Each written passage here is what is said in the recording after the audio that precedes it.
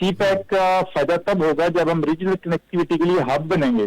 تو ہم ہب بننے کا کیا طریقہ کہہ رہا ہے؟ بہت امپورٹنٹ یہ ہے کہ افغانستان پہلا ملک ہونا چاہیے جہاں پہ ہم سی پیک کو ایکسپینڈ کریں. دوسرا یہ کہ دیکھیے سی پیک کے تھرو آپ نہ صرف افغانستان کے ساتھ کنیکٹ ہوں گے بلکہ سینٹ لیشیا کے ساتھ اور بیانڈ بھی کنیکٹ ہوں گے. تو یہ اس کا جو فائدہ ہے، اچھا جب آپ ادھر کنیکٹ ہوں گے تو پاکستان کے تھرو آپ کراچی پورٹ، گوادر پورٹ کے تھرو آپ باقی بڑے اعظموں کو کنیکٹ ہوتے ہیں. تو یہ بہت بڑا پلان ہے اور یہ بہت بڑا میرے خیال میں ایک ویژن ہو سکتی ہے جس کے لیے پاکستان اور افغانستان دونوں کو کام کرنا چاہیے. اور میرے خیال میں that is what both countries should be looking for.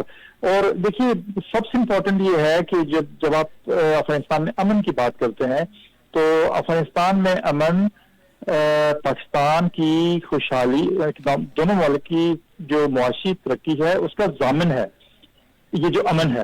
اس لیے اور دوسرا یہ ہے کہ جب چین اپنے بیلٹ اینڈ روڈ انیشیٹو بات کرتا ہے یا ہم سی پیک کی بات کرتے ہیں تو اس میں سب سے امپورٹنٹ یہ ہے کہ امن ان افغانستان.